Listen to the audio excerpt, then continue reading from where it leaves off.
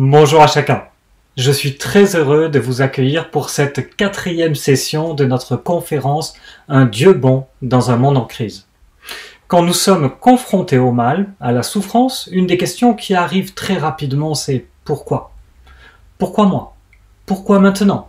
Pourquoi est-ce que Dieu permet cela?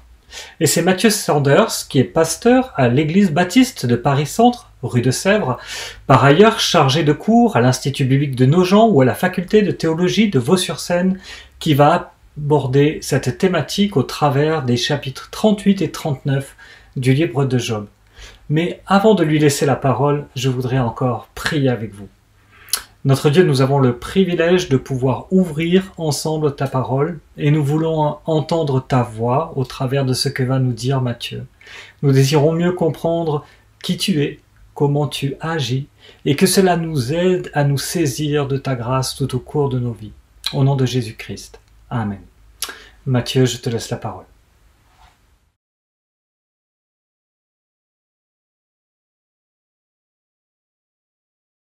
Bonjour, je vous invite à lire dans le livre de Job les chapitres 38 et 39. Je vais les lire dans leur totalité. Ça va donc prendre quelques minutes. Job, chapitres 38 et 39. Et je vais lire dans la traduction de la Bible que nous utilisons le plus souvent dans notre Église, qui est la traduction Second 21. Donc Job 38 et 39. Je vous invite donc à ce temps de lecture pour commencer. L'Éternel répondit à Job du milieu de la tempête. Il dit : « Qui est celui qui obscurcit mes plans par des discours dépourvus de savoir ? Mets donc une ceinture autour de ta taille comme un vaillant homme. Je t'interrogerai et tu me renseigneras. Où étais-tu quand j'ai fondé la terre ? Déclare-le puisque tu es si intelligent. Qui a fixé ces dimensions ? Tu le sais, n'est-ce pas ? Ou qui a déplié le ruban à mesurer sur elle ? Sur quoi ces bases reposent-elles ? Ou qui en a posé la pierre angulaire, alors que les étoiles du matin éclataient ensemble en chants d'allégresse et que tous les fils de Dieu poussaient des cris de joie ? Qui a bloqué la mer avec des portes quand dans son jaillissement elle est sortie du ventre maternel ? Quand j'ai fait des nuages son habit et de l'obscurité ses langes ? Quand je lui ai fixé des limites et imposé verrous et portes, quand j'ai dit « tu pourras venir jusqu'ici, tu n'iras pas plus loin, ici s'arrêtera l'orgueil de tes vagues ». Depuis que tu existes, as-tu donné des ordres au matin ? As-tu montré sa place à l'aurore pour qu'elle attrape les bords de la terre et que les méchants en tombent ? Tout se transforme alors comme l'argile qui reçoit une empreinte et l'ensemble se présente comme paré d'un habit. Quant aux méchants, ils sont prouvés de leur lumière et le bras prêt à agir est brisé. As-tu pénétré jusqu'aux sources de la mer ? T'es-tu promené dans les profondeurs du gouffre ? Les portes de la mort t'ont-elles été dévoilées ? As-tu vu les portes de l'ombre de la mort ? As-tu perçu toute la largeur de la terre ? Déclare-le si tu sais tout cela. Où est donc le chemin qui conduit à l'habitation de la lumière ? Et les ténèbres, où ont-elles leur domicile pour que tu puisses les conduire vers leur territoire et discerner les sentiers qui mènent chez elles ? Tu le sais puisque tu étais déjà né et que le nombre de tes jours est si grand. Es-tu parvenu jusqu'aux réserves de neige ? As-tu vu les dépôts de grêle que je tiens en réserve pour les moments de détresse, pour les jours de guerre et de bataille ? Par quel chemin la lumière se divise-t-elle et le vent d'est déferle-t-il sur la terre ?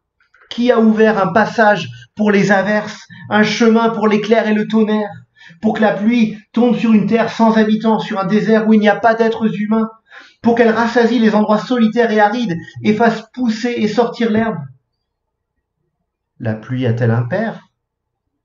Qui donc fait naître les gouttes de rosée ? De quel ventre est sortie la glace et qui a donné naissance au givre pour que l'eau se déguise en pierre et que la surface du gouffre reste figée ? Peux-tu serrer les liens des Pléiades ou détacher les cordages d'Orion ? Fais-tu paraître au moment voulu les constellations du zodiaque et conduis-tu la grande ourse avec ses petits ? Connais-tu les règles du ciel ? Peux-tu instaurer l'autorité de Dieu sur la terre ? Peux-tu élever ta voix jusqu'aux nuages pour que des torrents d'eau te couvrent ? As-tu lancé des éclairs? Sont-ils partis? Te disent-ils, nous voici?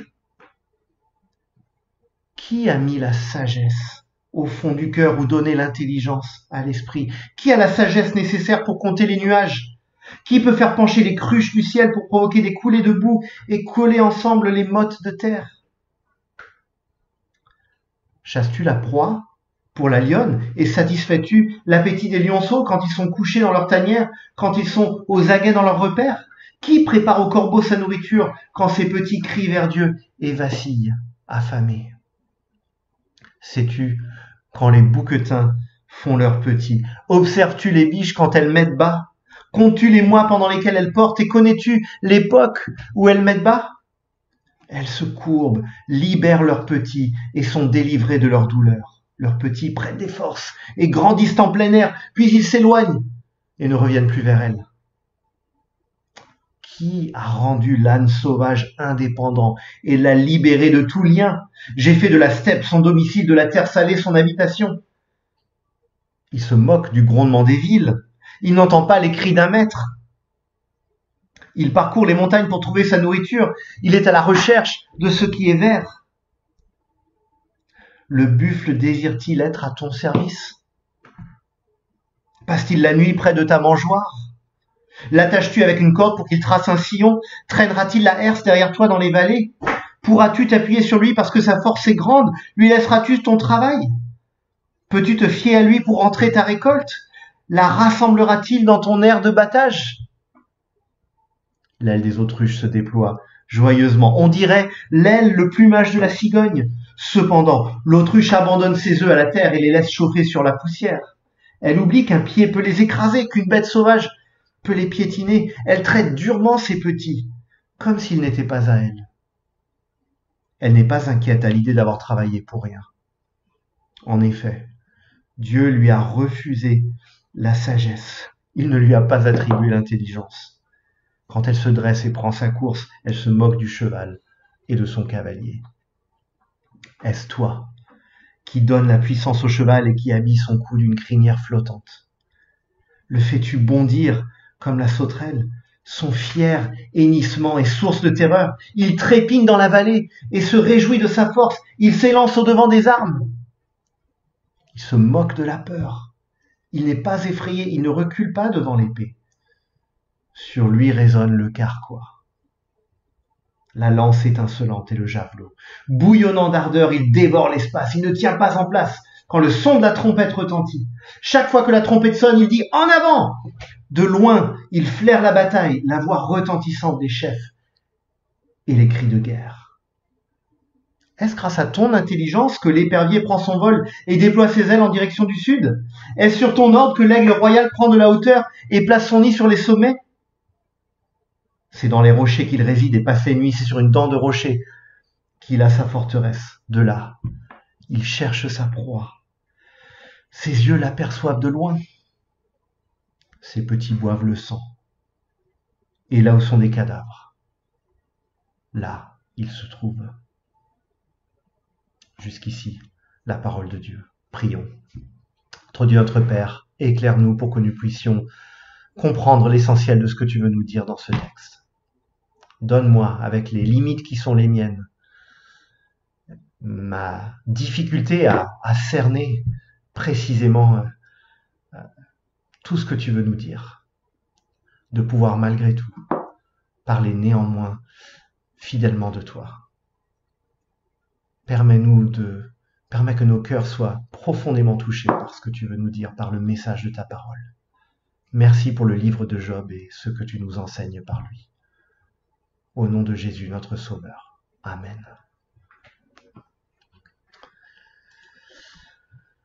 Il y a beaucoup de choses que j'aime dans le ministère pastoral. J'ai la joie, la grâce d'être pasteur. Et il y a beaucoup de choses que j'aime dans ce ministère. Mais si je devais évoquer un aspect difficile, ce serait celui d'être régulièrement exposé à la souffrance. Alors en disant cela, je veux préciser que il y a certaines professions qui sont encore bien plus exposées à la souffrance. Et je pense notamment au personnel de santé. Et dans la crise que nous traversons actuellement, Nous leur devons notre respect, nos prières, notre soutien. C'est un beau geste de les applaudir chaque soir à 20h, comme nous le faisons ici en France. Et presque tous les soirs avec ma femme et mes filles. Mon fils est déjà couché à cette heure-là, mais avec ma femme et mes 2 filles, nous applaudissons avec plusieurs personnes du quartier, les soignants, tout le personnel soignant. Plus important encore, prions pour eux. Leur tâche est lourde. Demandons au Seigneur de l'alléger et de leur donner, à tous ceux et celles qui travaillent ainsi pour nous, de leur donner dans sa grâce la force dont ils et elles ont besoin. Mais le pasteur, et en fait tout chrétien, au-delà du pasteur, fait face à la problématique de la souffrance en rapport avec ce qu'il croit, ce qu'il sait sur Dieu et sur ses projets. Il y a donc ce décalage auquel nous faisons face entre ce que nous savons être bon aux yeux de Dieu, la vie, la joie, la paix, et les malheurs qui font partie de ce monde brisé et révolté contre Dieu. Il y a le mystère des interventions de Dieu et de ses non-interventions, ou ce qui nous apparaît en tout cas comme ses non-interventions, ce qui nous apparaît comme son silence. Le mystère de la souffrance nous touche en tant qu'être humain au plus profond et nous touche en tant que croyants au plus profond. Et parfois, la souffrance nous accable. Et le mystère de la souffrance nous accable. Il est frappant de noter que la Bible n'évite jamais la problématique de la souffrance.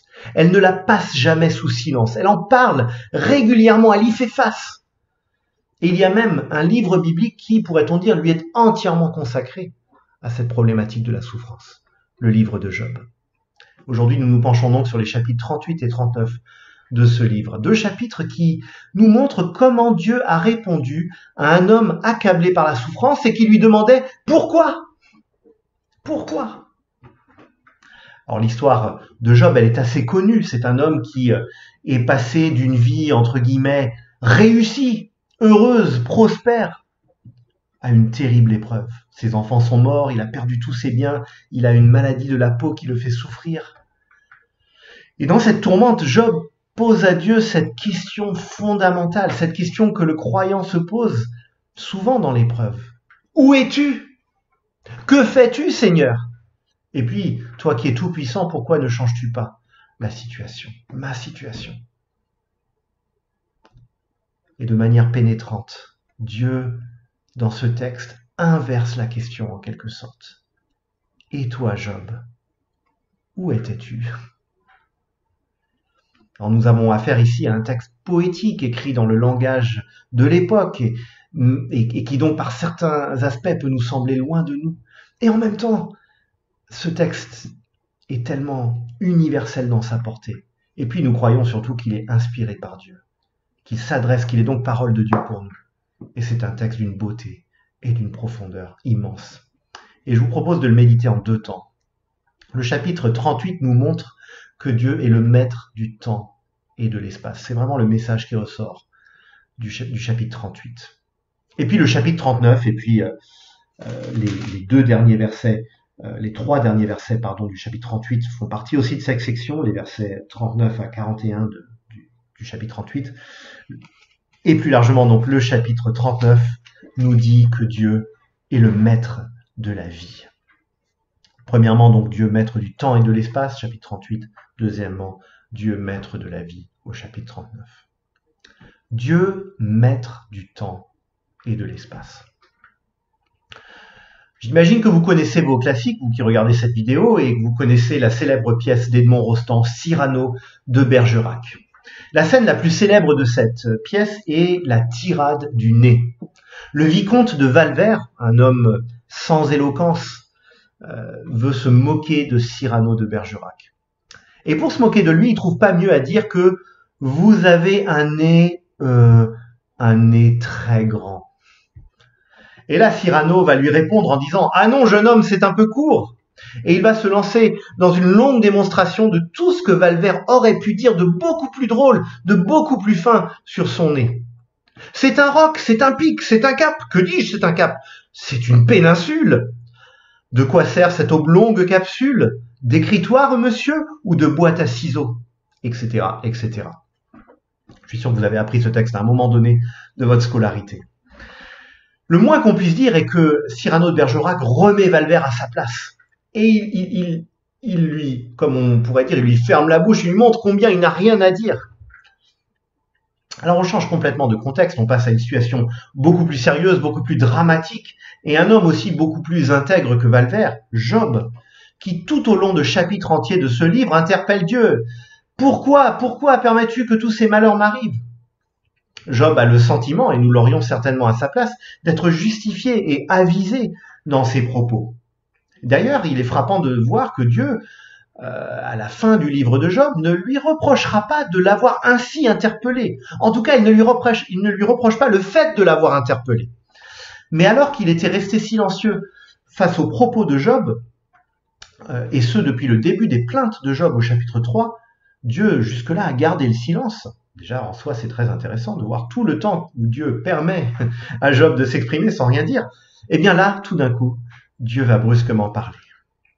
Une des choses qui me frappe et sur lesquelles il me semble qu'on ne peut pas passer à côté dans ce texte, c'est le sens de l'humour du Seigneur. Il y a presque comme du sarcasme dans ce texte. Verset 3. « Mets donc une ceinture autour de ta taille comme un vaillant homme, je t'interrogerai et tu me renseigneras. » Verset 4. « Où étais-tu quand j'ai fondé la terre? Déclare-le puisque tu es si intelligent. » Et si souvent nous aussi nous avons cette présomption que nous savons, nous comprenons, nous maîtrisons, nous avons une opinion prête à l'emploi sur tous les sujets. Et même lorsqu'il s'agit de Dieu, nous sommes prompts à prononcer des jugements péremptoires, même quand parfois il n'a pas clairement révélé sa volonté. Je sais que Dieu me comprend.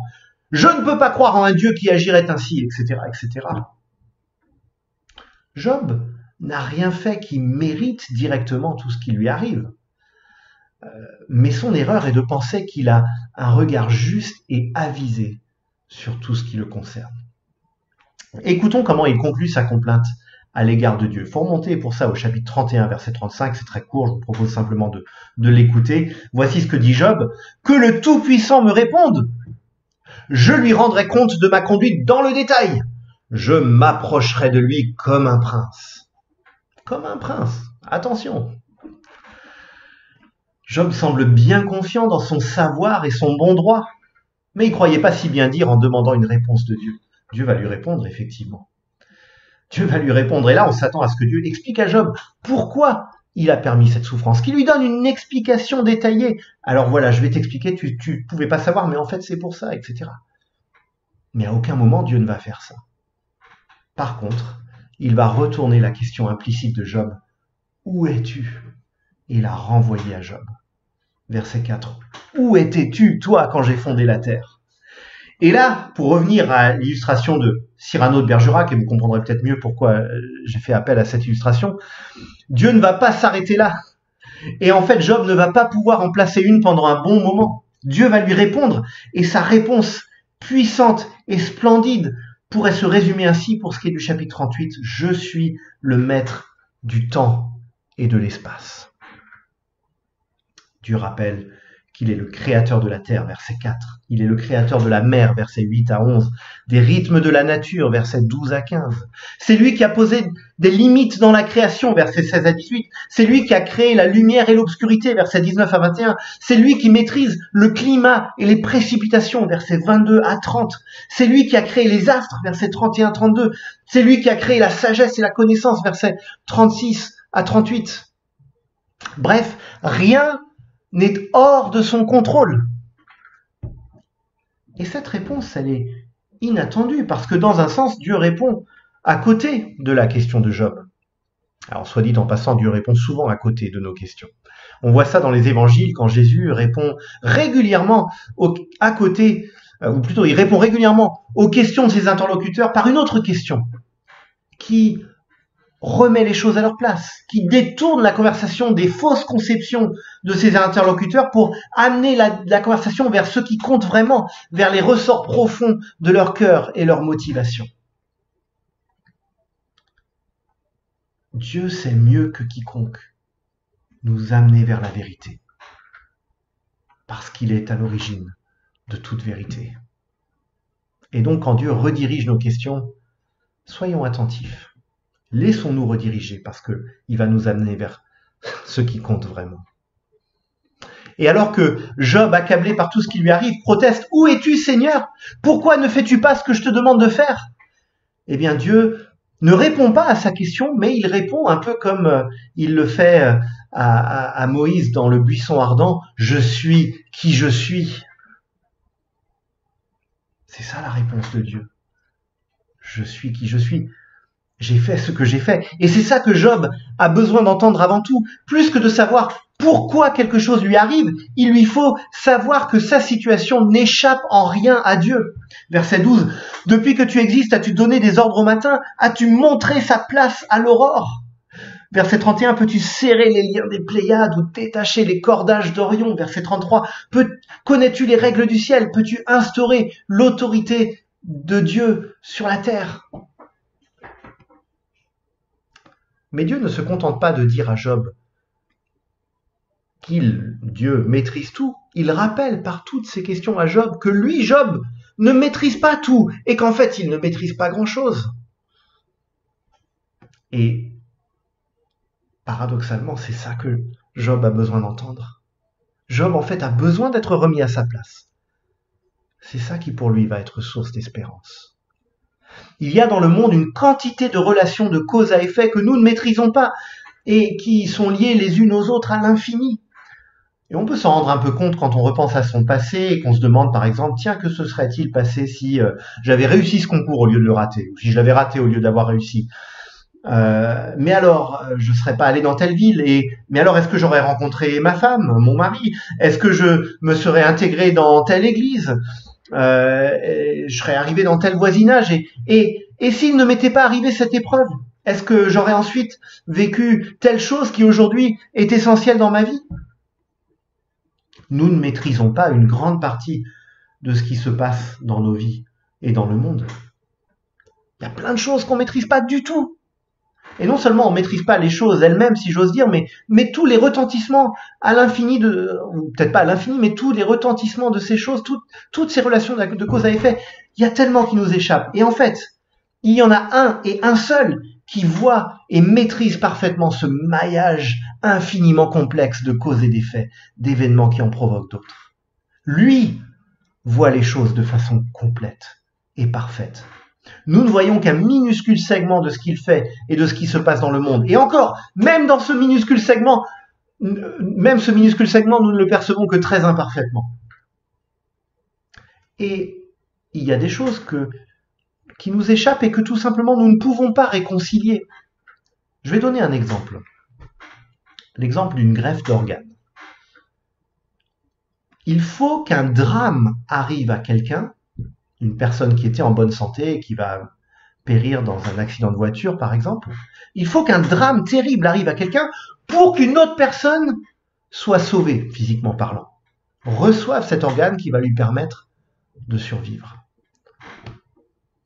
Il y a là un mystère qui rappelle d'ailleurs l'œuvre de Christ à la croix, mais même sans aller jusque-là, nous ne parvenons pas à réconcilier moralement ces deux choses. On ne peut pas souhaiter l'accident à celui à qui l'accident arrive. On ne peut pas souhaiter le drame qui pourtant va permettre la greffe. Et en même temps, on ne peut pas ne pas souhaiter que celui qui attend un organe le reçoive. On ne peut pas ne pas souhaiter cela. On ne parvient pas à réconcilier ces choses. Celui qui attend l'organe se retrouve paradoxalement à espérer qu'il va arriver quelque chose de terrible à quelqu'un pour qu'il puisse, il ou elle, recevoir ce qui va lui permettre de survivre. C'est irréconciliable pour nous. Mais Dieu, lui, maîtrise ces choses. Dieu parvient à réconcilier et à gérer ces choses-là. Il maîtrise ces relations complexes, inextricables, de cause à effet qui font notre vie. Qui sait ce à quoi aboutiront nos épreuves? Qui sait quelles en seront les conséquences, non seulement directes, mais aussi indirectes? Et on peut penser bien sûr à cette épreuve que nous vivons actuellement au niveau mondial. Et le fait d'accepter que nous ne maîtrisons pas ces choses, mais que Dieu, lui, les maîtrise, est la réponse dont nous avons besoin dans notre souffrance. Ce n'est pas un fatalisme, au contraire, c'est une confiance placée dans un Dieu personnel. Un Dieu qui, on peut ajouter à la lumière du Nouveau Testament, a prouvé son amour pour nous en nous envoyant Jésus-Christ pour vivre corporellement la souffrance humaine et subir à notre place la condamnation de nos fautes, pour que nous n'ayons plus à les subir. N'est-ce pas là une preuve magistrale de ce que nous venons de voir? Qui aurait pu imaginer que la plus terrible des injustices, la plus effroyable des épreuves, conduirait à notre délivrance et à notre salut?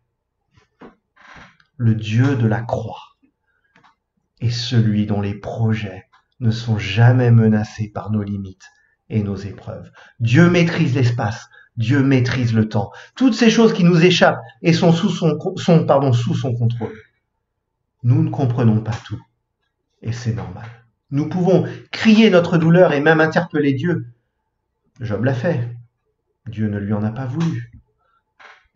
Mais nous devons reconnaître humblement nos limites et reconnaître le fait que lui n'est pas limité et que toutes ces choses dans la création qui nous échappent depuis toujours, nous n'étions pas là quand Dieu a créé le soleil et les étoiles, quand il a créé tout le cosmos, quand il a créé la vie, quand il a permis ce jaillissement extraordinaire de vie, nous n'étions pas là. Mais lui, rien de cela ne lui échappe. Reconnaissons humblement devant lui nos limites et sachons lui faire confiance, même dans la tourmente. Si nous n'arrivons plus à prier quand l'épreuve est trop lourde, méditons les actes de Dieu dans l'histoire, méditons-les à la lumière de la Bible. La création, l'incarnation de Jésus-Christ, la croix, la résurrection, la promesse de la nouvelle création.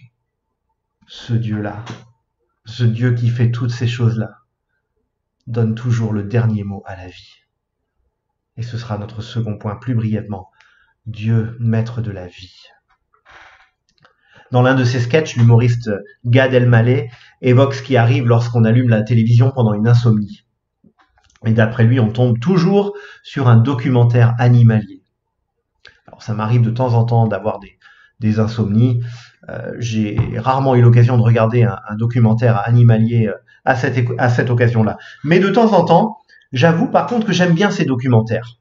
Mon épouse me taquine parce qu'elle trouve ça extrêmement ennuyeux, mais moi, je trouve ça fascinant de voir la création ainsi à l'œuvre, de voir la vie animale dans ses petits détails. On découvre à quel point les animaux sont ingénieux, organisés, étonnants. La vie que Dieu a créée est riche, et c'est l'idée centrale du chapitre 39. Le Seigneur se penche sur le monde animal. Alors bien sûr, c'est une petite sélection, et il décrit ce qui s'y passe, jusque dans les plus petits détails. Là encore, le langage est poétique, mais l'idée centrale est que Dieu met tout en œuvre pour la vie. À la toute fin du chapitre 38, au verset 39 à 41, on voit que Dieu prépare la nourriture pour les animaux. Et puis, dès le début du chapitre 39, on voit que Dieu prend soin des animaux, et il connaît tout d'eux.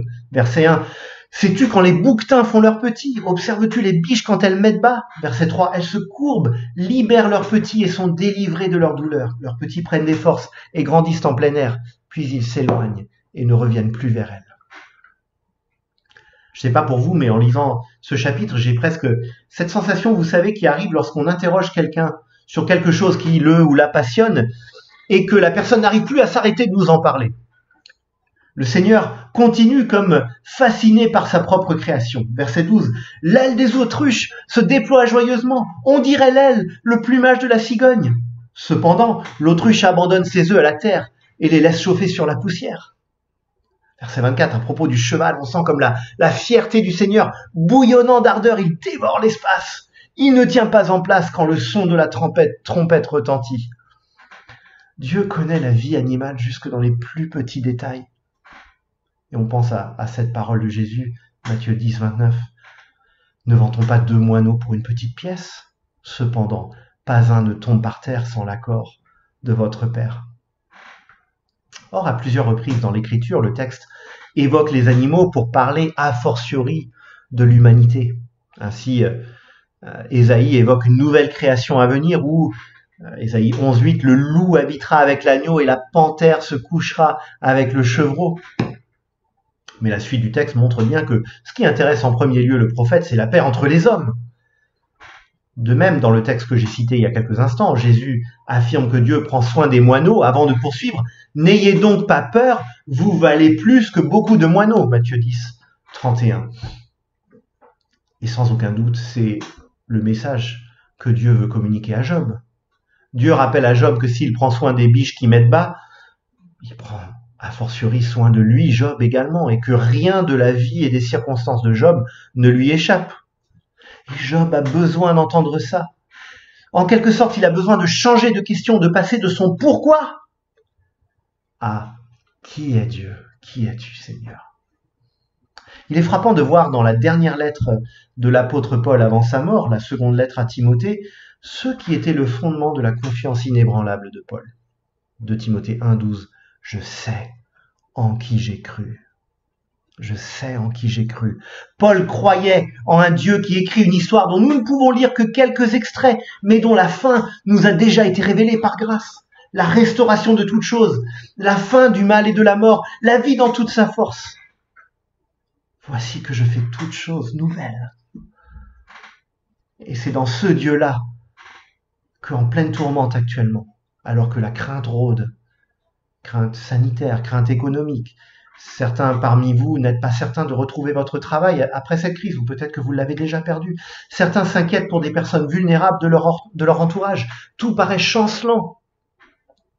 Mais le Dieu qui est au service de la vie est celui qui est venu lui-même sur la terre en la personne de Jésus-Christ et qui a inversé en Christ le mécanisme infernal du mal et de la mort, de sorte qu'en lui, en Jésus, tout aboutit toujours à la vie. Et c'est une puissante assurance. Nous ne savons pas de quoi demain sera fait, mais nous savons qui il est. Notre monde est en train de changer, mais Dieu ne change pas. Et Dieu a toujours le dernier mot. Je suis tout sauf un matheux, vraiment, ça n'a jamais été mon truc les maths, mais je sais quand même que quand vous multipliez quelque chose par 0, quoi qu'il arrive, et que ce soit 2 ou 3 que vous multipliez par 0, ou que ce soit 16 trillions que vous multipliez par 0, le résultat sera toujours le même, 0. Dieu ne nous évite pas des chemins difficiles. Nous le savons par expérience et en observant le monde. Mais dans la communion avec lui, il ramène toujours les chemins vers lui. Et au bout de ces chemins, il est là, le Dieu de vie, le Dieu de paix. Cette plénitude, elle ne nous est pas promise pour ce monde, même si nous en voyons des signes dans ce monde. Nous voyons beaucoup de signes de sa bénédiction et de sa grâce. Mais ultimement, c'est dans le monde nouveau à venir que toutes choses seront devenues nouvelles. Voilà ce que nous avons besoin d'entendre avant toute chose dans l'épreuve. Le fait de savoir que notre vie est entre les mains de celui dont rien ni personne ne pourra jamais déjouer les plans, pas même le mal, pas même la mort. Il est intéressant de noter d'ailleurs que dans sa seconde réponse à Job, au chapitre 40, que je n'ai pas lu, Dieu va passer des animaux connus au Léviathan, un animal mythique qui représentait le mal, un peu comme le serpent dans le jardin d'Éden. Eh bien, dans Job 40, Dieu demande à Job, es-tu capable de maîtriser le Léviathan? Autrement dit, es-tu capable de maîtriser le mal? Et la réponse est non, bien sûr, pour Job comme pour nous. Mais Dieu, lui, maîtrise le Léviathan. Et c'est avec cela que nous conclurons. Le mystère du mal ne lui échappe pas à lui. Et la suite de la Bible, avec l'annonce de l'Évangile et le point culminant de la croix et de la résurrection, ces deux piliers de notre foi, révèle au grand jour que Dieu a pris le mal et la souffrance à bras le corps et les a définitivement vaincus et condamnés. Amen. Merci Matthieu de nous avoir rappelé au travers de ce texte que Dieu répond au pourquoi de Job, non pas en lui expliquant son épreuve, mais en lui rappelant qui il est. Et c'est dans cette assurance de la nature et de la souveraineté de Dieu que Job et nous-mêmes allons pouvoir trouver notre réconfort. Nous allons maintenant aborder la question de l'apport de l'Église dans un monde qui souffre. Et nous allons faire cela au travers d'un panel animé par Mathieu Giralt, avec qui j'ai la joie de partager la charge pastorale à l'Église de l'Action biblique du pays de Montbéliard.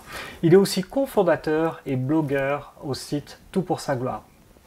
Il est accompagné de Franck Gaudin, pasteur à l'Église des Deux Rives à Toulouse, également blogueur à Tout pour sa gloire. Mais aussi de Mathieu et Michael Caron, tous les deux pasteurs à l'Église évangélique baptiste de Shawinigan Sud. Mathieu est par ailleurs conseiller biblique à la Fondation du Counseling biblique, tandis que Michael est coordinateur d'Intensive Nine Marks francophone. Bonne écoute à chacun.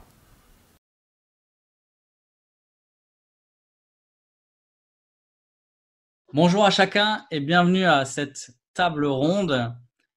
Ensemble, je suis accompagné de plusieurs pasteurs, je vais vous les présenter juste après. Ensemble, on veut répondre à cette question. Dans ce temps de crise, quel est le rôle de l'Église dans le monde? Et peut-être vous vous êtes posé cette question en tant que chrétien, peut-être que vous êtes posé cette question entre chrétiens. C'est vrai que le temps que nous traversons est inédit. Et en parlant avec plusieurs frères de l'Assemblée, ils me disaient ne jamais avoir connu ça. Et pourtant, ils ont plus de décennies que moi au compteur. Et ensemble, on va se poser la question maintenant, quel est le rôle particulier de l'Église dans ces temps? Est-ce que c'est un nouveau rôle? Est-ce que c'est un rôle qu'on doit redécouvrir? Quels sont les défis, les opportunités? Alors, je vous propose d'en parler aujourd'hui avec mes invités. J'ai le privilège et l'honneur d'avoir Mathieu Caron. Mathieu est pasteur associé à l'Église évangélique baptiste de Shawinigan Sud. Il est également conseiller biblique à la Fondation du Counseling biblique. J'ai aussi avec moi Michael Caron, pasteur principal de la même église, l'Église évangélique baptiste de Shawinigan Sud, et coordinateur d'Intensive Nine Marks francophone. Enfin, j'ai Franck Gaudin, pasteur à l'église Les Deux Rives à Toulouse et blogueur sur toutpoursagloire.com. Et puis moi, c'est Mathieu Giralt, je suis pasteur à l'église Action biblique à Étup et je suis aussi blogueur sur le site toutpoursagloire.com. Alors, la première question que j'aimerais vous poser, les amis, et peut-être je vais te donner la parole, Michael. Une question un peu générale, mais comment l'Église, dans ces temps particuliers, devrait se saisir de cette opportunité de bénir un monde qui souffre? À la fois peut-être dans ce qu'elle proclame, dans ce qu'elle vit. Quelles seraient les premières choses que toi tu dirais? Je dirais premièrement, pour revenir un peu sur ton introduction où tu faisais référence au fait qu'il n'y a pas beaucoup de pasteurs qui ont vécu cette situation qu'on vit présentement dans le contexte de la pandémie. Je crois que je ne me trompe pas si je dis que la dernière fois qu'on a vécu ça en tant qu'Église, c'est il y a 100 ans. Donc, aucun d'entre nous l'a vécu. C'était avec la grippe espagnole lorsque la plupart des églises ont dû fermer à cause de la pandémie. Mais je crois que malgré le contexte de cette pandémie du COVID-19, je crois qu'il il ne faut pas oublier que le rôle ou la mission de l'Église ne change pas. Dans le sens que l'Église est fondée sur l'Évangile. Le fondement même est l'Évangile. C'est des gens qui proclament l'Évangile ensemble. Et donc, la mission de l'Église continue d'être de propager l'Évangile, de proclamer l'Évangile. Ça continue d'être de refléter l'Évangile de la manière qu'elle peut le faire. Maintenant, ça ne répond pas concrètement à la question, mais je crois que ça met une table certainement à la question. Ah, c'est super, merci beaucoup. Peut-être alors on peut se poser la question avec ce fondement utile et nécessaire que tu nous as rappelé. Quelles opportunités particulières, quelle nouvelle forme alors devrait prendre ce mandat qu'avait déjà l'Église? En quoi cela est nouveau pour nous aujourd'hui? Peut-être Franck, est-ce que tu as une idée là-dessus? Ouais, j'ai presque envie de faire comme Michael, avant de répondre à la question, de dire quelque chose aussi. Mais en fait, je souscris à fond. J'étais en train de me dire, yes, j'ai la bonne réponse. Michael, il dit exactement ce que je pensais aussi. J'avais peur de me méprendre tout seul, mais j'ai l'impression aussi que la mission de l'Église reste la même. Et j'ai l'impression aussi que dans la grande intitulé, on parle d'un temps de crise. Et j'ai beau y réfléchir, j'ai l'impression que le monde d'aujourd'hui ne souffre pas plus qu'hier, entre guillemets. J'ai l'impression qu'il en prend plus conscience. Mais en fait, voilà, de la même manière que la mission de l'Église reste la même, la vanité à laquelle la création est soumise, elle est la même. Simplement, on a la chance d'être dans un contexte où on se rend plus compte de ces choses-là, que ce soit dans l'Église, mais aussi en dehors de l'Église. Désolé de faire encore une petite introduction, mais voilà, je pense que c'est bien d'avoir ce cadre pour pouvoir réfléchir à cette question. Si on parle des choses très concrètes, de comment est-ce qu'on devrait se saisir de cette opportunité vers un monde qui souffre, je pense qu'on va revenir sur des moyens habituels, mais qui prennent une toute autre importance. Moi, je vois dès les premiers jours qu'on a pu avoir des opportunités de toucher plus de monde. En fait, ce qui nous faisait craindre, c'était ne serait-ce qu'avec le confinement, tout le contraire, de se dire, en fait, on va être coupé des relations, et s'il y a bien un truc qui peut faire souffrir l'Église en interne et en externe, c'est les relations. On peut plus se voir, on peut plus se parler, on peut plus être ensemble. Donc voilà. Mais en fait, c'est pas non plus que les nouvelles technologies viennent de naître, mais elles sont encore plus sollicitées et du coup, on a encore plus de possibilités de toucher des personnes. Je pense simplement juste à ce qu'on fait le week-end. Avant, j'avais du mal à inviter mon voisin parce que je lui disais viens avec moi le dimanche et il disait j'ai un truc à faire ou alors voilà, j'ai pas le temps ou et maintenant en fait c'est voilà l'Église entre guillemets qui en tout cas la prédication de la parole qui vient chez lui et il a rien d'autre à faire donc c'est une énorme opportunité qu'il faut saisir. C'est je pense le Seigneur qui nous sert ça sur un plateau. L'Église qui vient à tout le monde dans des emplois du temps qui sont dépouillés. Je pense que c'est déjà une bonne opportunité à saisir. Ah, super. Mathieu, toi, tu es conseiller biblique. Alors, Oui. j'imagine que tu es particulièrement attentif aussi à ce qui se passe dans le cœur des gens. Qu'est-ce que tu dirais, toi, qu'il est en train de se passer? Qu'est-ce que cette crise révèle du cœur humain? Peut-être ce qui était déjà, ça on le sait, mais peut-être est révélé de manière un peu plus forte. Et en quoi, justement, les chrétiens pourraient se saisir de ce qui est révélé du cœur humain de nos voisins, de nos collègues, de nos amis, dans ces temps particuliers? Euh, Peut-être d'entrée de jeu, là, je voudrais souligner moi aussi avec joie que je suis à la même page que mes collègues ici. Je crois que la mission de l'Église ne change pas et je crois que c'est dans cette stabilité à garder le cap, malgré, bon, nous appelons une pandémie, nous parlons de crise. Permettez-moi d'utiliser la catégorie biblique de l'épreuve.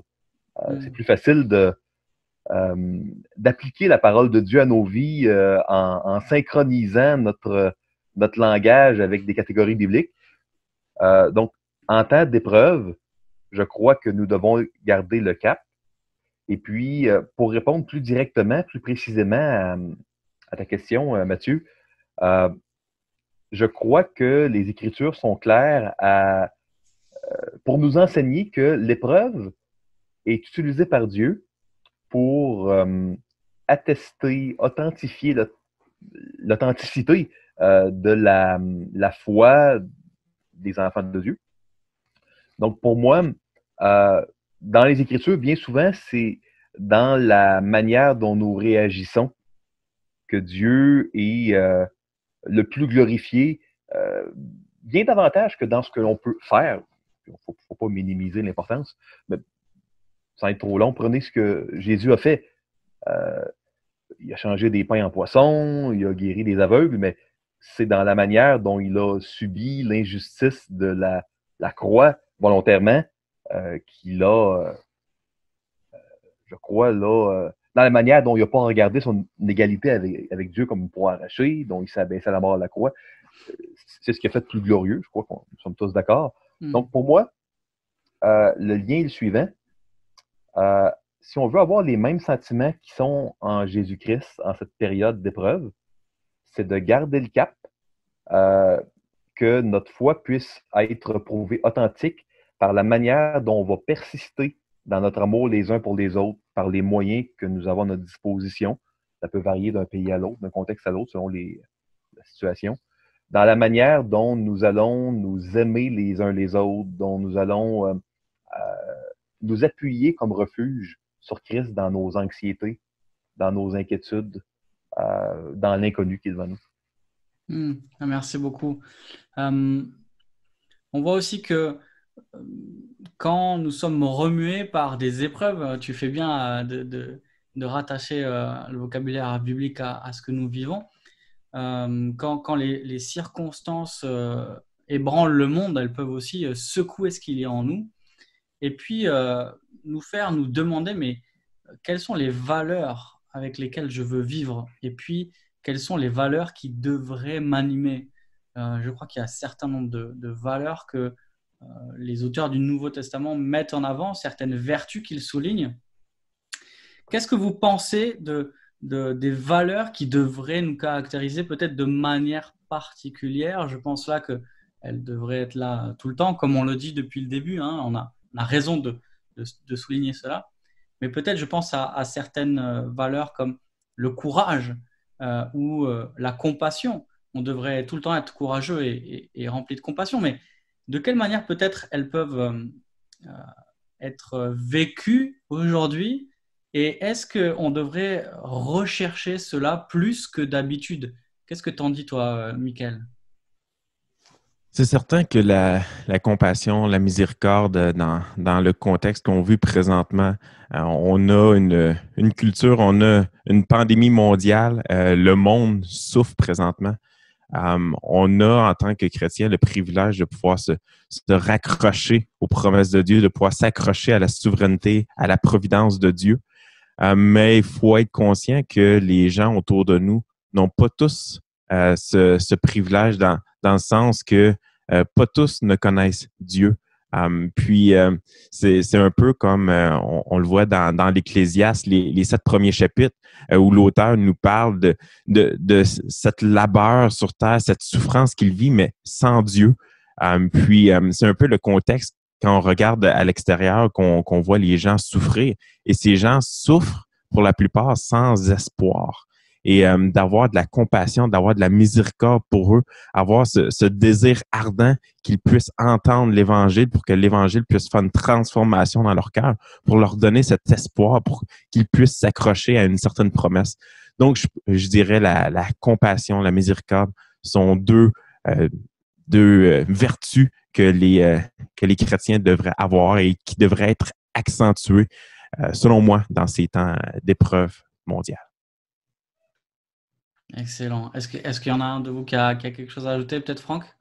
Ouais, je pense qu'il y en a énormément.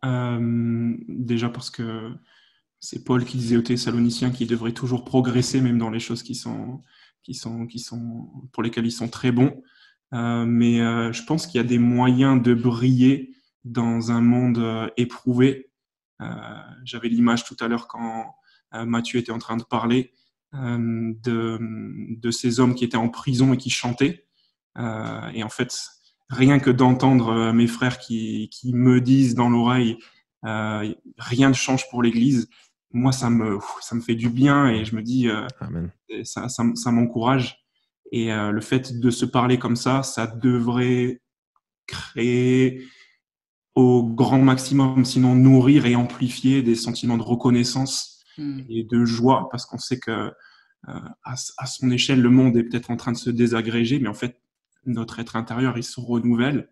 Et c'est Jésus qui disait dans Luc 21 que quand on voit des signes qui peuvent effrayer, en fait, ses disciples, il dit, ils devraient plutôt relever la tête parce que la délivrance est proche. Et je pense que pour nos contemporains, de voir des gens qui relèvent la tête, qui sourient et qui commencent à chanter, ça peut vraiment dénoter et soutenir ce que Michael disait aussi, une prédication courageuse et pleine de compassion pour les gens qui sont autour de nous. Je pense à plein de choses, mais à une vie simple aussi. La capacité de vivre une vie simple et de voir des privilèges qui nous sont enlevés, tout en disant, OK, le plus important, mon roc, ma forteresse est pas enlevé et pas de souci, je peux pas sortir de chez moi, tout va bien, ou alors je peux moins acheter de choses, ou je peux pas faire les travaux que j'avais envie de faire, ou j'en sais rien, mais c'est pas grave, c'est pas ça qui est le plus important. Et puis voilà, on a aussi beaucoup de privilèges. Donc, ouais. Je vais pas monopoliser la parole, donc. Ah, c'est super. On a beaucoup parlé de compassion. Toi aussi, Mathieu, tu citais ce passage de Philippiens où il est question de Christ qui se donne, vraiment du don de soi, de Christ qui doit, je crois, être notre modèle suprême, bien sûr, en tant que chrétien, en tant que disciple de Christ. Moi, j'entends autour de moi des gens qui font part de leur crainte, une crainte pour aujourd'hui, pour eux-mêmes, crainte pour leurs proches, crainte bien sûr par rapport à la mort, par rapport à la maladie, par rapport à la souffrance, mais aussi une crainte par rapport à des emplois qui s'en vont, et aussi des choses plus existentielles. Les gens sont placés face à leur finitude et face à la mort, et ce qui révèle aussi qu'ils n'ont pas forcément un but pour lequel vivre. Moi, je l'ai entendu de la part de quelques-uns de mes amis. Mathieu, qu'est-ce que tu dirais dans le cœur de nos contemporains qui est en train d'être révélé, et comment les chrétiens, dans ces temps où, comme Franck l'a soulevé, les communications sont peut-être accentuées au lieu d'être limitées, malgré la séparation, le confinement. Comment on peut communiquer l'espoir que nous avons en Christ à ces cœurs troublés? Qu'est-ce que tu dirais, Mathieu? Ce qui est révélé par l'épreuve, c'est notre cœur. Maintenant, cela prend l'action de l'Esprit Saint pour que nous puissions le reconnaître. Hein. Donc, on sait que du temps des contemporains de Noé, les gens se sont endurcis. Hein, et puis, à bien des moments, les gens incrédules s'endurcissent dans leur péché. Maintenant, immanquablement, dans toute épreuve, le cœur des gens est révélé. Puis, moi, je crois que pour rebondir sur ce que vous disiez, le message le plus puissant que l'on peut lancer comme Église dans cette période d'épreuve, c'est dans notre attitude. J'écoutais mon frère Franck parlant des croyants qui étaient emprisonnés, chantaient, se réjouissaient. Puis, tu mentionnais tantôt, Mathieu, quelles étaient les deux valeurs les plus importantes. Puis je crois vraiment que ce qui revenait, c'était aimer Dieu, aimer son prochain, la compassion, l'amour. Je crois que par notre attitude joyeuse, d'aimer Dieu, d'aimer notre prochain avec compassion, je crois que cette attitude-là peut, au milieu d'une épreuve mondiale qui l'atteste, je crois que ça peut être beaucoup plus puissant que n'importe quel message, que l'on doit quand même continuer à communiquer. Super. Franck, Mika, vous avez aussi des pistes de réponse peut-être? Ouais, je crois que tu parlais de... Tu voulais y aller, Michael? Non, vas-y, mon frère. Ok, merci. Tu parlais de courage tout à l'heure, il me semble, Mathieu, et je pense que en passant ces derniers temps dans la fin de l'évangile de Luc, qu'on est en train de prêcher dans notre église, j'étais marqué ces derniers temps par l'attitude que Jésus a eue, et du coup je suis revenu un peu en arrière aussi. Souvenez-vous quand sur la voie du lieu, le crâne, comme Luc l'appelle. Il y a des gens qui se lamentent, des femmes qui se lamentent sur son sort à lui et qui sont en train de se frapper la poitrine. Et j'ai trouvé ça étonnant que Jésus les recentre leur lamentation en disant ne vous plaignez pas pour moi, en fait, mais pensez à votre sort. Et il avait déjà fait dans Luc chapitre 13 avec la tour de Siloé et tout ça. C'est même lui qui va chercher les gens. Et en fait, il utilise ce panorama de douleur et de souffrance que les gens ont vu et qu'ils ont reconnu et avec lequel ils sont d'accord pour dire, et cette phrase elle est incroyable, il dit, mais si le bois vert il est en train de vivre une chose pareille, mais qu'est-ce qui va se passer pour le bois sec?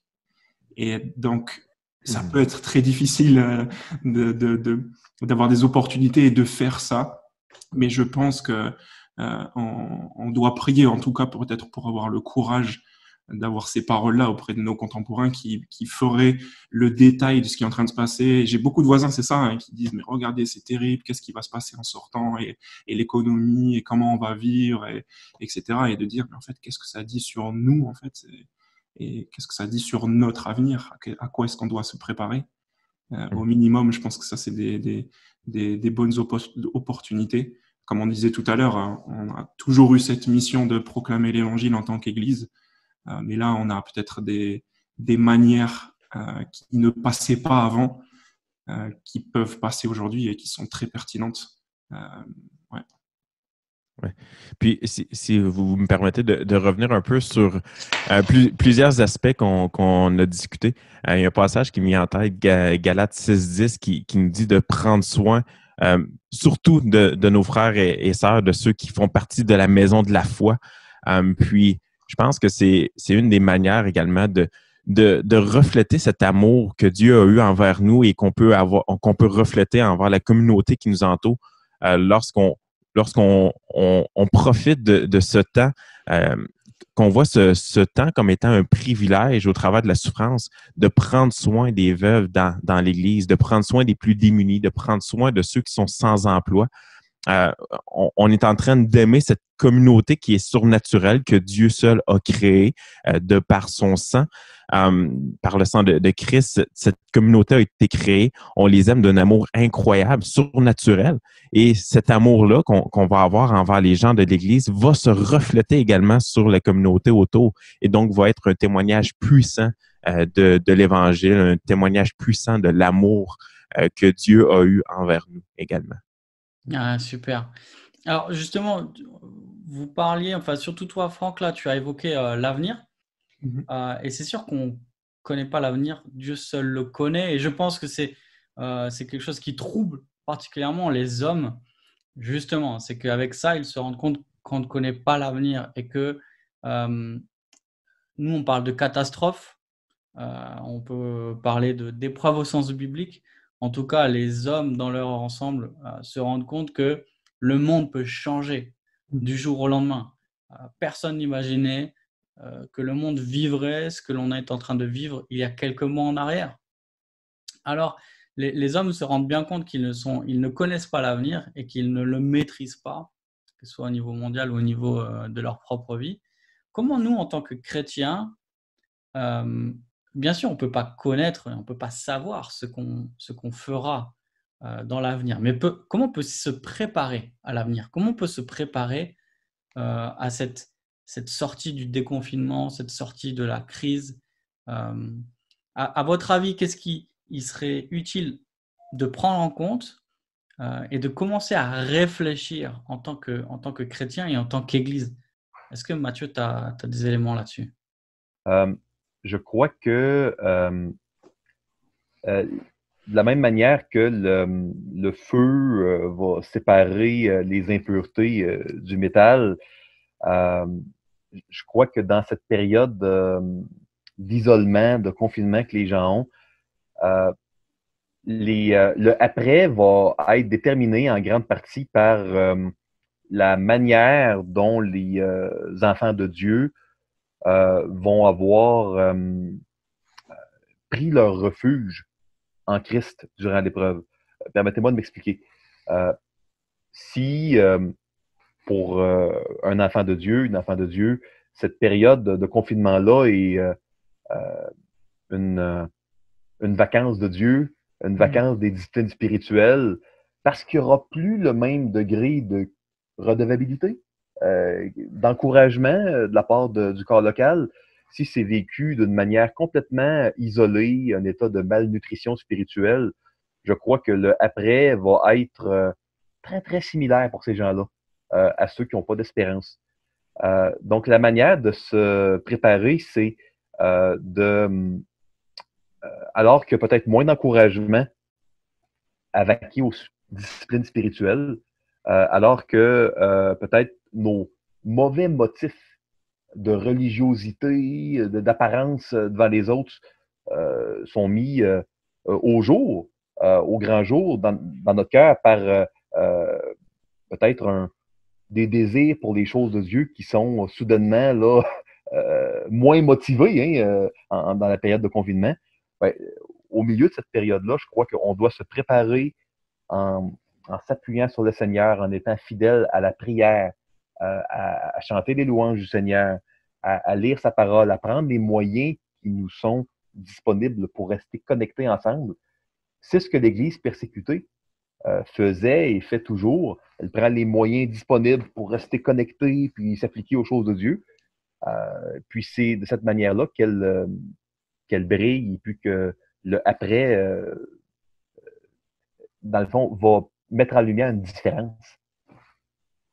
Excellent. Est-ce que vous diriez que peut-être ce que nous vivons et la soudaineté qui nous a précipités tous dans le confinement révèle notre manque de dépendance à Dieu et peut-être notre trop grande dépendance à l'Église? Je m'explique.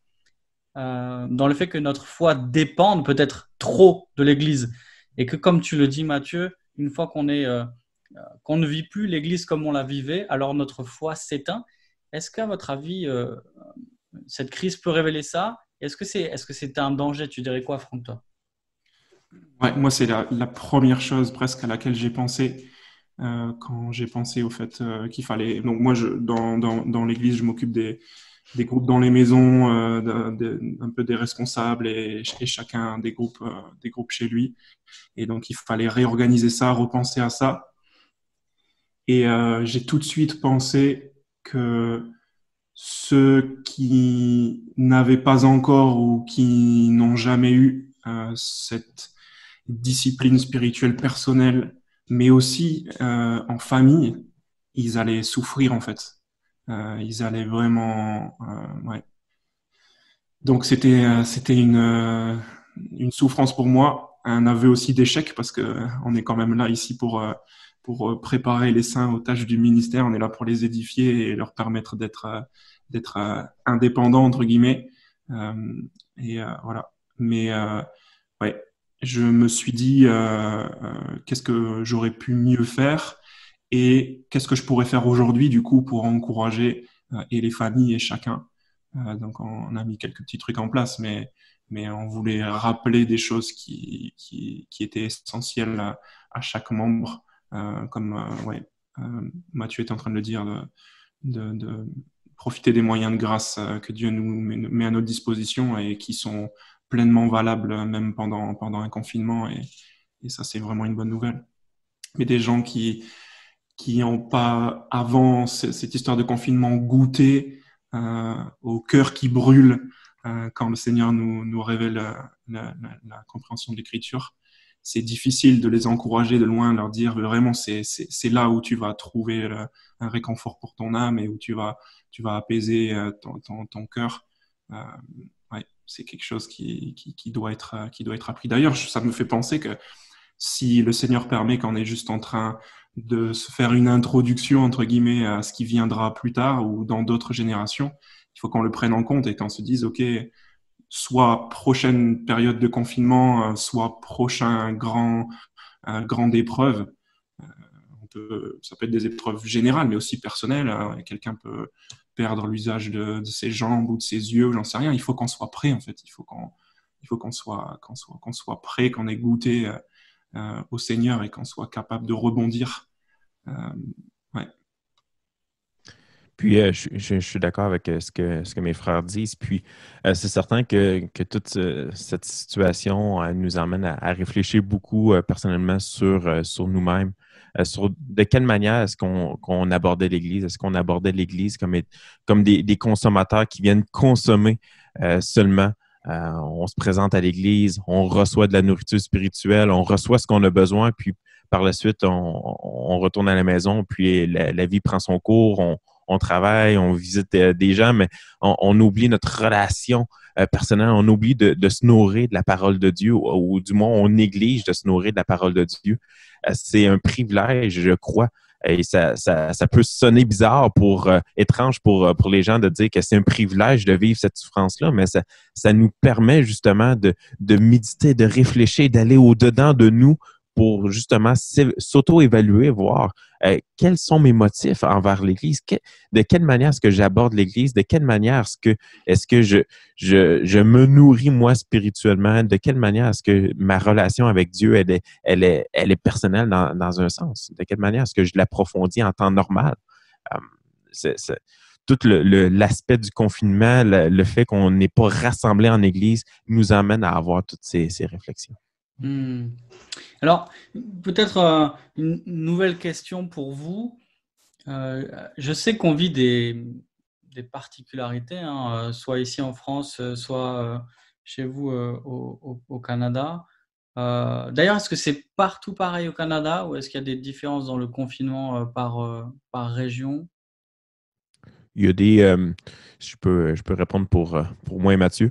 Il y a des régions où les consignes gouvernementales sont plus strictes, où il y a des gens qui sont confinés dans leur ville, ne peuvent pas quitter la ville. Pour d'autres, ils peuvent quitter les régions, peuvent transiter entre régions. Mais ce serait la différence. Ok, merci. En France, c'est un peu plus strict, hein. Nous, on peut pas changer de région, on peut se déplacer vraiment de manière limitée et encadrée sous dérogation. On a beaucoup insisté, en tout cas dans la rhétorique du gouvernement en France, sur l'importance de rester chez soi pour éviter de propager le virus, éviter non seulement de se contaminer et de contaminer les autres. Alors, ça pose quand même une question. On a parlé de courage, on a parlé de compassion. La compassion passe aussi par le soin de l'autre, par le soin de ceux qui, par exemple, ne peuvent pas aller faire leurs courses, ont des besoins que l'on peut remplir nous. Ma question est la suivante. Comment on peut être sage? Comment on peut développer une sagesse dans notre engagement, dans notre service, même s'il est limité? Et comment éviter les extrêmes peut-être du repli sur soi par peur de se contaminer, de contaminer les autres, ou peut-être le syndrome de la tête brûlée qui ne serait pas prudent finalement, qui exposerait les autres au danger. Comment vous feriez-vous la part des choses?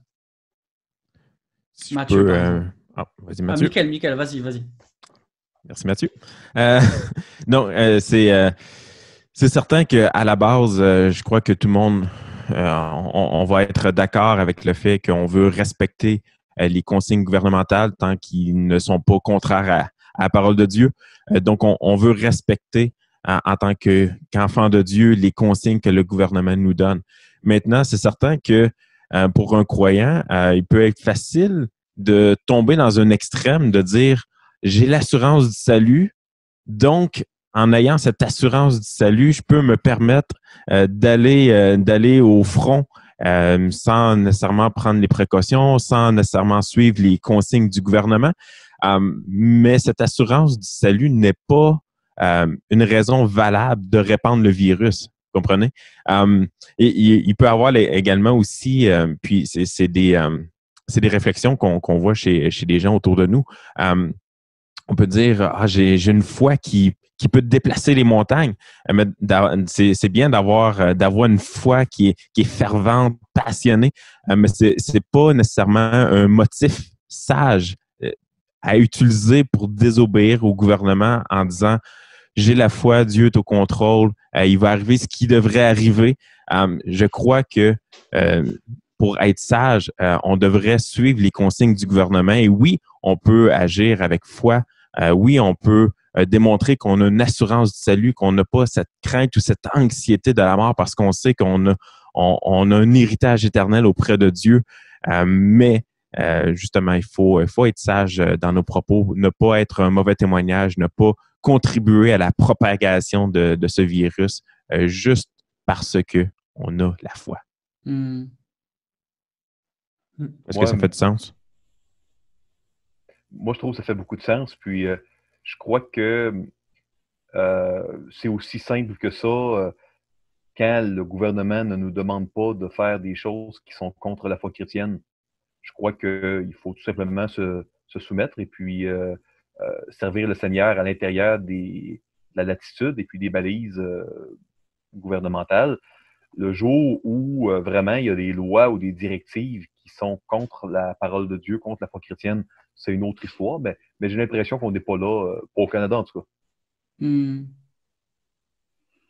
Franck, c'est quelque chose que toi, auquel toi tu as réfléchi. Toi, tu as aussi une grande famille. Est-ce que c'est des choses qui t'ont trotté dans la tête? Ouais, complètement. Je vais pas dire grand-chose de plus révolutionnaire que mes frères, mais moi, je me dis personnellement qu'il y a deux manières de desservir les gens qu'on voudrait aimer. C'est soit en leur apportant le virus, entre guillemets, enfin, même pas entre guillemets, c'est littéralement. En fait, on peut considérer qu'on les fait mourir en voulant soi-disant les aider, mais c'est aussi se taire. Quand on se tait, on peut laisser mourir les gens à petit feu, entre guillemets. Et donc, quand j'ai tout de suite pensé à Colossiens 4 que j'ai sous les yeux, où Paul il parle de sagesse envers les gens de l'extérieur. Et en fait, il parle avant cela de la prière et ensuite d'un comportement et d'un langage spécial qui est plein de grâce et qui est assaisonné de sel. Et je pense qu'on fait autant de mal aux gens en ne respectant pas les consignes de santé qu'en n'écoutant pas la voix de Dieu qui nous pousse à témoigner dans des instants comme cela, quoi. Donc, il faut faire bien attention de ne pas être plus impressionné par l'un que par l'autre. On veut préserver le corps, mais laisser l'âme s'en aller et vice-versa. On a le souci pour l'âme et en fait, on n'a aucune compassion pour le corps. C'est un peu bizarre. Je sais que c'est très difficile de voir une bonne manière d'agir entre ces deux-là, mais ouais, c'est là où on a besoin de toute la sagesse de Dieu et de l'assistance de son esprit et aussi de l'assistance des saints qui sont autour de nous. Je pense qu'on dans nos contextes particuliers, on doit justement s'exhorter les uns les autres à la fois à la prudence, de respecter ce qu'on nous dit et au courage de continuer à témoigner et saisir les opportunités nouvelles qui se présentent, comme tu disais, Franck, aujourd'hui. Alors justement, en parlant d'opportunités et de défis, quels sont les défis peut-être particuliers pour notre foi? On le sait que les épreuves sont des moments où notre foi est éprouvée, elle est même purifiée, ce que dit Pierre dans le début de son épître. Mais quel danger présente l'épreuve pour notre foi? Autrement dit, à quoi on devrait faire particulièrement attention, peut-être d'abord au niveau individuel et aussi au niveau communautaire, puisqu'on sait notamment que notre premier témoignage, c'est celui de notre foi. Qu'est-ce que tu dirais, Mathieu?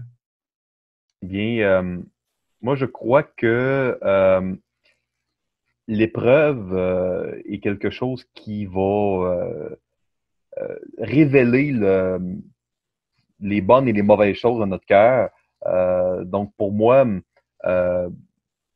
quel est le défi ou quel est le focus que l'on devrait avoir? C'est bien, si l'épreuve, et certainement il va le faire, révèle de mauvaises choses dans notre cœur, il faut s'en repentir sans tarder. Donc, le danger pour moi, dans une période d'épreuve, c'est qu'elle révèle des mauvaises choses et qu'on ne s'en repente pas. Par exemple, pour vous donner un exemple très, très simple, quelqu'un qui ressentait plus de réunions, ça fait du bien, j'aime ça. Plus besoin de lire la Bible, de chanter des cantiques, j'aime ça. C'était difficile, c'était problématique. Parce que la vie en Église, évidemment, comporte son lot de souffrances aussi. Hein. Moi, je crois que ce genre d'attitude-là, on peut aimer ou on peut choisir de ne pas être d'accord et se repentir de l'attitude. Un peu pour prendre une autre analogie, un homme ou une femme mariée qui se fait courtiser par quelqu'un d'autre peut, en ne réagissant pas mal, aimer la chose ou décider de ne pas aimer, de combattre toute affection, toute appréciation malsaine inhérente à la chose. Donc pour moi, la repentance, pas tant au niveau des paroles et des actions, mais surtout au niveau de l'attitude par rapport aux mauvaises choses dans notre foi que l'épreuve va révéler. Moi, je crois que c'est ça qui doit être notre focus.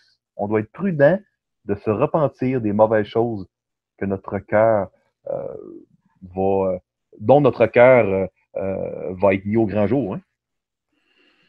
Est-ce qu'il y a des choses en particulier, à votre avis, du coup, qui pourraient être révélées ou qui ont déjà été révélées? Alors, je ne vous demande pas de confession personnelle, mais peut-être, je ne sais pas, est-ce que vous avez un exemple ou une idée? Moi, je pense que ce que Mathieu dit est pertinent. Une des choses qui nous fait le plus défaut à l'extérieur, quand on est très occupé, c'est le peu d'attention qu'on porte à ce qui se passe à l'intérieur de nous, dans notre relation avec Dieu. Et en fait, toutes les distractions autour, elles se sont tues. Et ça serait dommage de ne pas utiliser, je ne parle pas de toute la crise, mais au moins le moment du confinement, pour passer du temps à écouter Dieu.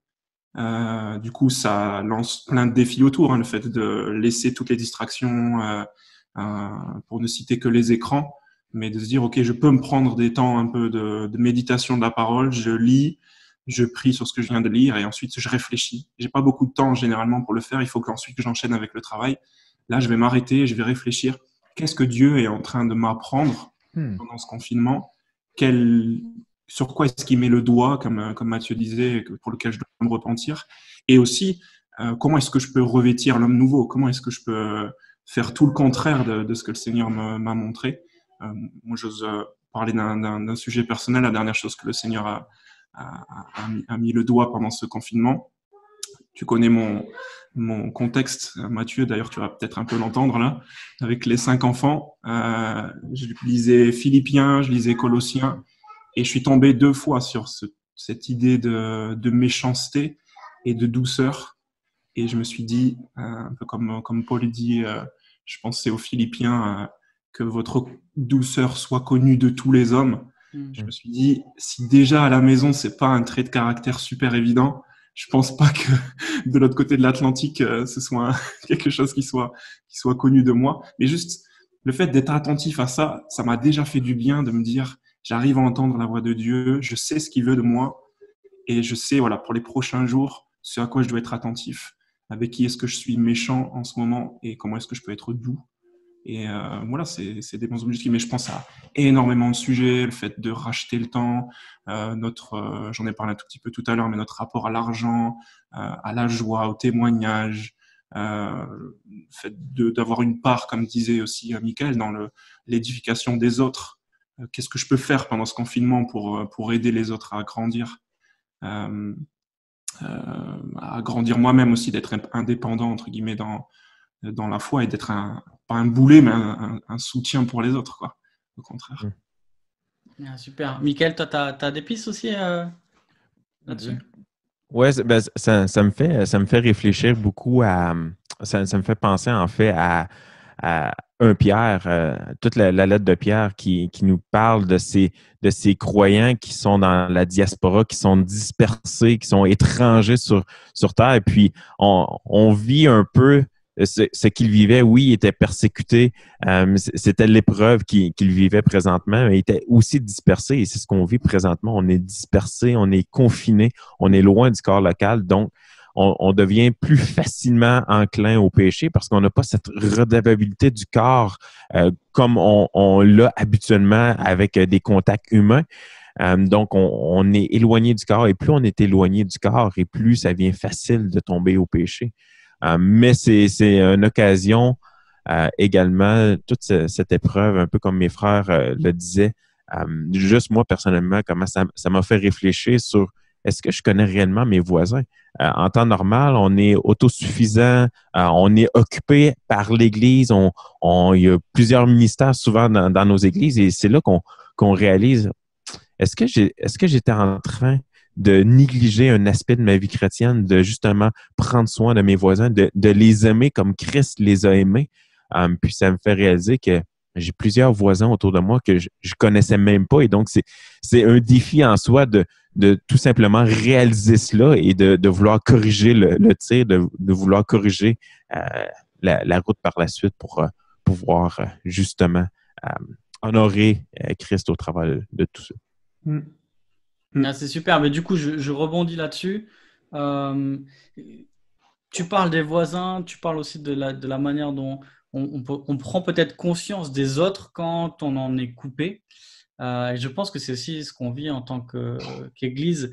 Peut-être certains vont se désolidariser, mais nombreux sont ceux, à mon avis, qui réalisent la bonté et la beauté de l'Église et que les frères et sœurs nous manquent.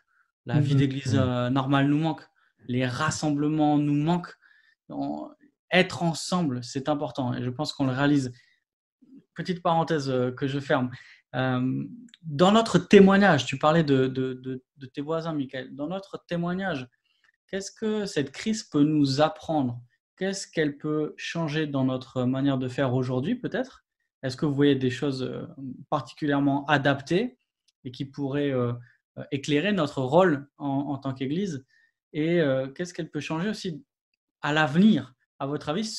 Sur quoi devrions-nous être plus vigilants une fois cette crise passée ou atténuée? Je dirais que juste pour mettre une table, encore une fois, sans nécessairement répondre à la question, mais peut-être qu'il y a des gens qui ne m'aimeront pas en mentionnant cela, mais juste à réfléchir aussi au niveau de l'offrande dans nos églises, la dîme qu'on donne. Oui, il faut être conscient que plusieurs ont perdu leur emploi, plusieurs ne peuvent pas donner comme ils donnaient autrefois, mais de sensibiliser les croyants de nos églises à continuer selon leurs moyens, avec joie, de donner à l'offrande si on veut que nos églises puissent subsister après la crise, que nos églises locales puissent être encore présentes pour justement prendre soin des siens et également prendre soin de la communauté autour. Donc, je crois qu'à la base, on doit pourvoir pour que l'Église puisse continuer, qu'on puisse continuer de payer nos pasteurs dans ces églises-là pour qu'on puisse continuer justement de refléter l'Évangile, prendre soin des autres autour de nous. Un autre aspect complémentaire, je crois qu'au niveau du témoignage, c'est la prière.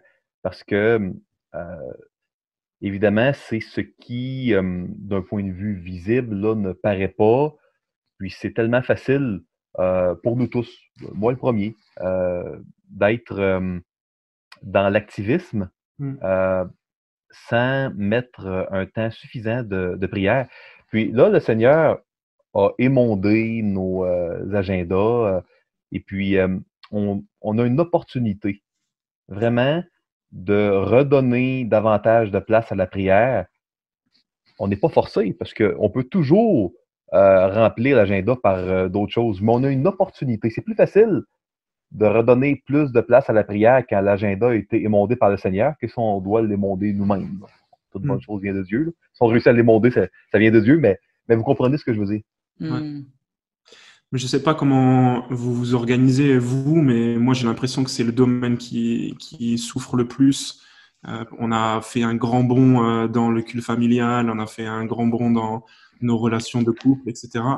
Mais il n'y a pas de montagne sur laquelle se retirer ici dans notre petite maison, donc j'ai plus de mal, je trouve, à prier. Donc, je ne sais pas si c'est le bon moment de demander des conseils, de poser des questions, Mathieu, mais ça m'intéresse de voir comment vous gérez ça. Moi, personnellement, je n'ai certainement pas de mérite là, ayant quand même une maison qui me permet d'avoir des lieux là, des lieux où je vais être seul là. Donc, dans un contexte où je pense à des frères et des sœurs qui vivent dans des appartements bondés là. Euh, je crois que certainement la prière communautaire, quand c'est possible, peut être peut-être une direction vers laquelle on peut se tourner. Mais je suis pas la meilleure personne pour répondre parce que je ne le vis pas présentement, ce contexte-là.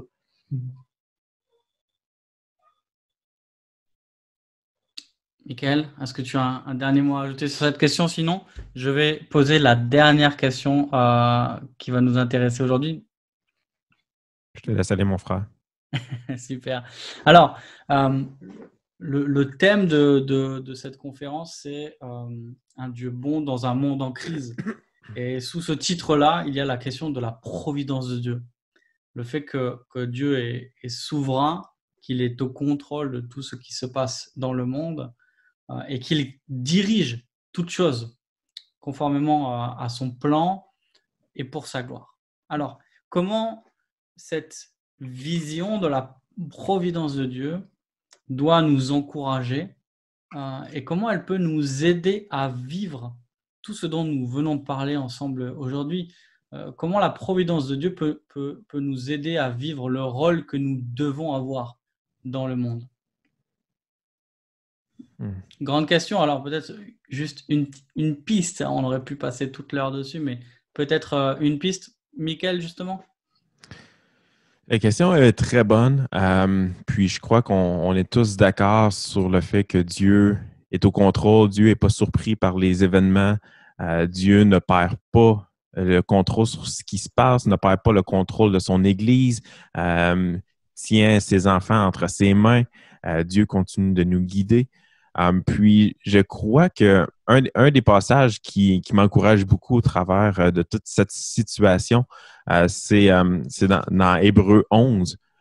Hébreux 11 qui nous parle justement de ces grands hommes de la foi et femmes qui n'ont pas nécessairement obtenu les promesses sur terre, mais ils ont gardé les yeux fixés sur la rémunération.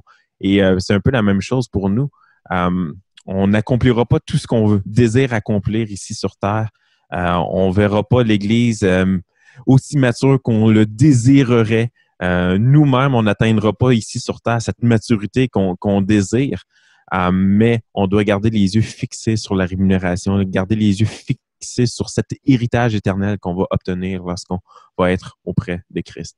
Donc, c'est ce qui m'encourage présentement au travers de toute cette situation. C'est ce qui me permet de me reposer sur cette providence qui est spéciale, surnaturelle de Dieu, un contexte qu'on ne comprend pas nécessairement, mais on fait confiance que Dieu est au contrôle et puis que son héritage qu'on va obtenir est scellé et on va l'obtenir. Mathieu ou Franck? Franck, tu aurais une piste? Moi, je dirais simplement que c'est un profond réconfort et une source d'espoir de savoir que tu es en train de le définir. On appartient à un Dieu qui met tout en œuvre conformément aux décisions de sa volonté. On a le privilège de savoir quand on n'est pas dans une période d'épreuve, de crise ou de confinement seulement par inadvertance. Mais c'est Dieu qui a décidé dans sa sagesse que nous, on n'a pas, d'avoir ces opportunités personnelles de croissance dans son royaume, que ce soit croissance personnelle ou croissance autour de nous. Et voilà, il nous faut, comme des enfants, regarder, réfléchir, apprendre et agir. On n'a pas besoin de paniquer, on n'a pas besoin de se poser des questions qui relèvent de sa volonté et de son bon plan. C'est déjà une bonne économie d'énergie. Et voilà, on peut agir avec confiance. Je pense que la providence de Dieu, pour moi, c'est une doctrine qui me donne beaucoup d'espoir et de réconfort et de motivation à l'action, en fait. Et la providence de Dieu, elle est, oui, elle est globale et communautaire. Donc, Dieu a un plan à travers cette pandémie-là qui est terrible, des plusieurs confessions de la souffrance, là. Mais Dieu a également un plan personnel pour moi, pour toi, Mathieu, pour toi, Franck, pour toi, Michael. Donc, c'est très important quand on pense à la providence de Dieu de se souvenir que Dieu est un Dieu personnel et que la pandémie mondiale, elle s'inscrit également à l'intérieur du plan de Dieu pour ma vie. Dieu aurait pu me faire vivre à une autre époque donc, Dieu a un plan pour le monde, pour l'humanité, mais il y a un plan pour moi. Et puis, il n'y a pas d'erreur. Je suis au moment, à l'endroit où Dieu veut que je sois. Puis, Dieu fait quelque chose de bon. Un plan de paix, un plan de gloire présentement. Ah, super. Question peut-être sur comment s'approprier cette promesse. Comment on peut faire grandir dans notre cœur cette assurance de la providence de Dieu pour qu'elle soit une source de réconfort, une source de paix pour le chrétien et pour l'Église. Qu'est-ce que vous diriez? Bien simplement, c'est une réponse un peu simpliste, mais je crois que, du moins au Québec, parmi les chrétiens, c'est un aspect de la vie chrétienne qui est un peu négligé. Du moins pour ma part, je vais parler pour moi, au niveau de la méditation. Souvent, on a l'idée contemporaine de la méditation qui est de faire le vide intérieur, mais quand on regarde dans les Écritures puis qu'on parle de méditation, c'est au contraire, c'est de se remplir des vérités de la parole. C'est de méditer sur ces paroles-là. Donc, je reviendrai à la base et de méditer sur les promesses, sur les vérités de la parole. En chantant? Aussi. Alors, on va pas avoir le temps de faire une démonstration, mais peut-être tu as une chaîne YouTube, Mathieu. Non, je pense que c'est mieux pas. C'est mieux pas. Franck, est-ce que tu aurais une piste, toi, que tu pourrais conseiller? Qu'est-ce que toi, personnellement, peut-être, qu'est-ce qui t'aide dans ta vie, justement, à méditer la providence de Dieu, surtout peut-être en ce moment? Je pense que dernièrement, le gros avantage que j'ai, même sur mes collègues et frères qui sont pasteurs dans la même église que moi, c'est qu'on est en train de vivre la période où c'est moi qui prêche un peu plus que les autres. Donc j'ai plus d'occasions, comme disait Michael, de méditer la parole. Et il y a vraiment des choses qui passent et qui font partie de la prédication, qui font l'objet d'applications pratiques, etc. Et en fait, qui restent inscrites et qui redonnent un sens à des choses très, très, très différentes. Et dernièrement, j'étais donc à la croix, encore une fois, et c'est Jésus qui, juste avant d'expirer dans Luc, cite par cœur, ça va dans le sens de la méditation dont parlait Michael, le psaume 31. Et en y réfléchissant après l'avoir prêché, je me disais que c'était impressionnant de voir l'homme qui méditait la parole jour et nuit, et dans le sens nuit, dans les moments les plus sombres de sa vie, il était en train de rendre ses derniers souffles, et ce qu'il avait en tête, c'était un psaume où David est en train de dire à Dieu qu'il souffre, mais que son espoir, il reste vivant dans la forteresse qu'est Dieu, et qu'il remet sa vie entre ses mains. Et voilà, je pense que la méditation personnelle, l'écriture, c'est ce qui, moi, personnellement, me fait le plus de bien et m'aide à voir la providence de Dieu qui est là. Là où on est en train de tout perdre, j'ai l'impression qu'il y a encore plus de richesse dans l'écriture et dans la relation avec Dieu qu'avant, quoi. Amen. Amen. on arrive à la fin de cette table ronde. En tout cas, merci beaucoup. Mathieu Caron, Mickaël Caron, Franck Gaudin, merci beaucoup pour vos interventions remplies de sagesse et bien à propos.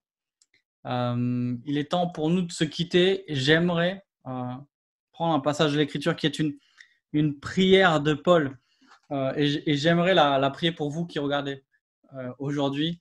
C'est une prière dans Colossiens, c'est au 1er chapitre.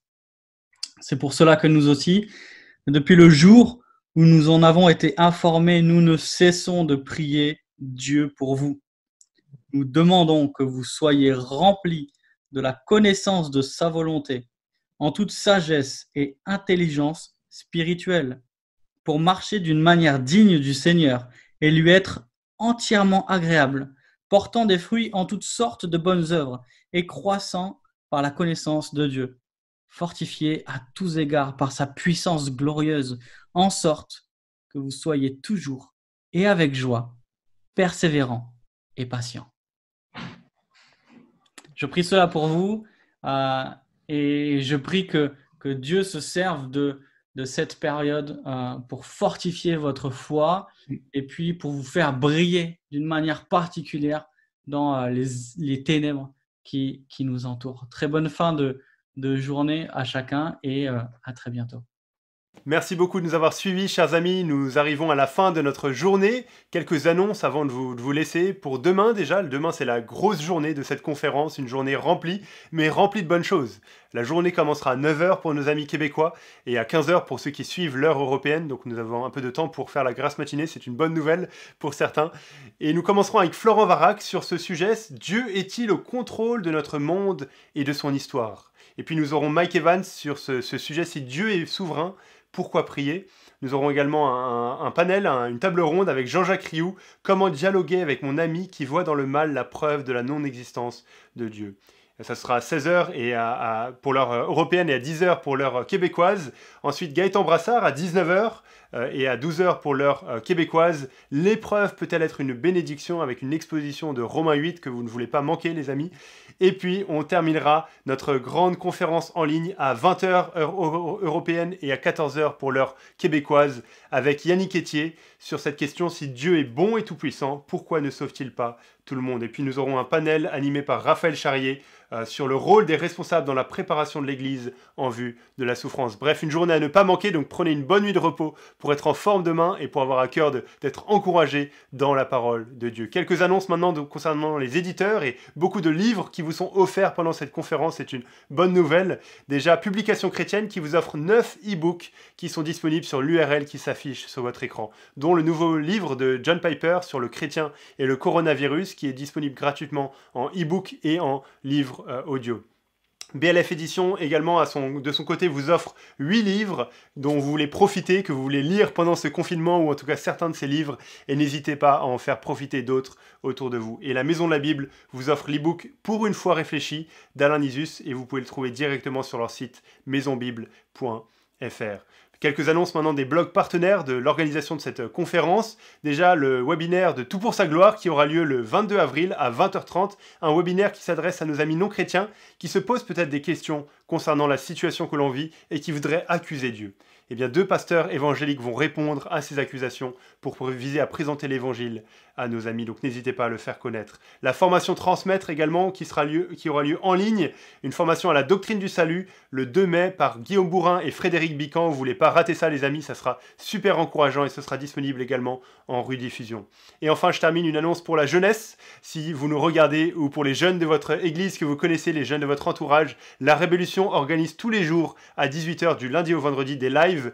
On fait ça tous les jours sur différents sujets. Alors n'hésitez pas à en faire profiter les jeunes que vous connaissez autour de vous.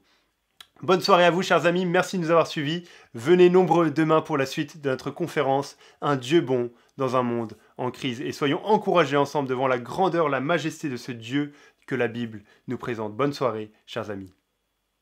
Qu'est-ce que Calvini? Calvini est un moteur de recherche qui vous permet d'effectuer des requêtes parmi les articles de plusieurs blogs chrétiens évangéliques qui partagent une ligne théologique similaire. En un clic, découvrez les milliers d'articles sur un thème en particulier sur un des sites suivants: Évangile 21, La Rébellution, Le Bon Combat, Revenir à l'Évangile, Tout pour sa gloire et Un héros dans le net. À bientôt sur calvini.st.